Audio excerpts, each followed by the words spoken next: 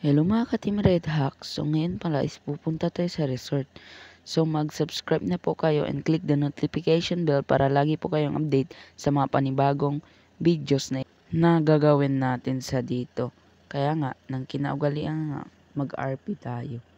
At abangan nyo nga yung thrilling natin yung sa Minecraft tayo. But survive yun. Abangan nyo yun mga Team Red Hack. So, sana ma-reach na natin yung 1K subscriber. And sana nga road to 1K subs na tayo. So andito na nga tayo, excited na talaga ang ka-Team Red nyo. So BBS na nga pala ako. Excited na talaga ako maligo. Bago sa lahat, magbangka muna tayo. Mamayang gabi na lang tayo maliligo ata. Gusto ko kasing matulog. Lalo na kapag fresh pa yung air natin. So tara, samahan nyo ako magbangka papuntang doon muna tayo tutulog. Basta magpahangin-hangin lang muna tayo kasi fresh ngayon yung air. So ito na nga, dapat bukas pa sanang uwi ko. So bukas talagang uwi ko. Walang extend yun. Char. Ayan. Hala. Ba't ang sakit ng balat ko? Wala naman pinagbago.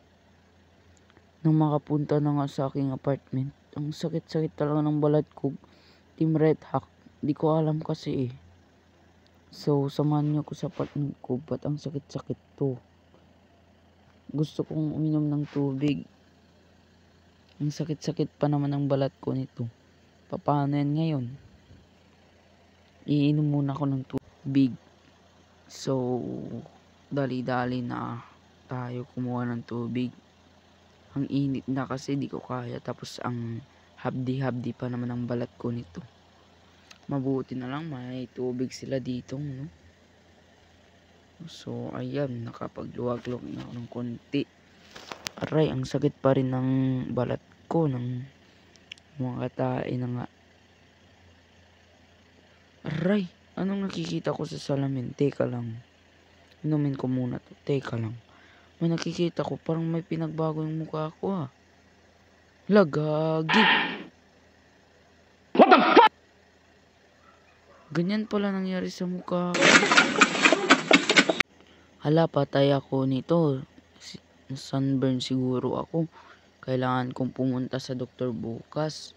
Matulog muna tayo para mamaya magising tayo ng gabi. Tapos diretso na tayo uwi, Team Red Hack. Kasi may nangyari sa skin ko na sunburn siguro. So,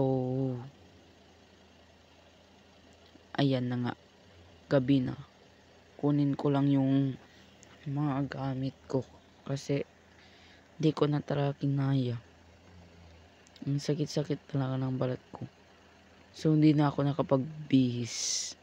Kasi ang sakit talaga ng balat ko. Sana may kuan sila doon ng gamot sa hospital. Kasi bukas punta na tayo sa hospital. Diretso agad tayo ng bahay nang makaligo na tayo. Kasi di pa kasi tayo nakaligo kanina eh.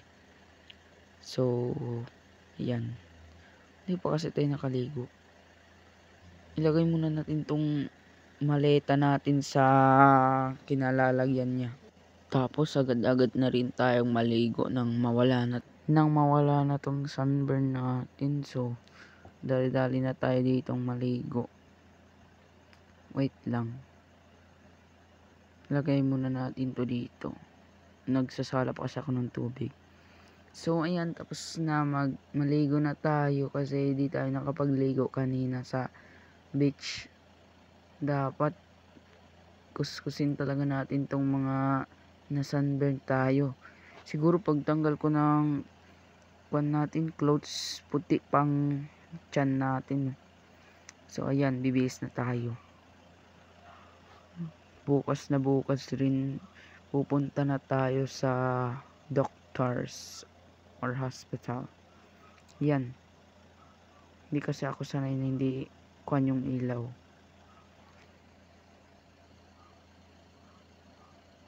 Kinabukasan ng nga, so mag-breakfast muna ako. Basta mag-pizza na lang ako. And milk, okay na yan. Basta may nakain lang tayo, no? Tapos liligo na tayo para maaga tayo pupunta sa hospital. Kasi para tayo lang unang pasyente doon. Ayan. Pwede na siguro to. Busog na ako dito. Maligo na muna tayo, Team Red Hawk. Kasi may pupuntahan pa tayong hospital kasi hindi pa tuluyan, yun nga, di pa tayo gumaling sa sunburn natin.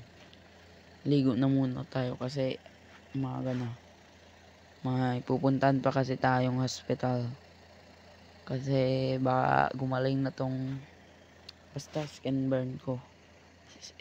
Sunburn pala.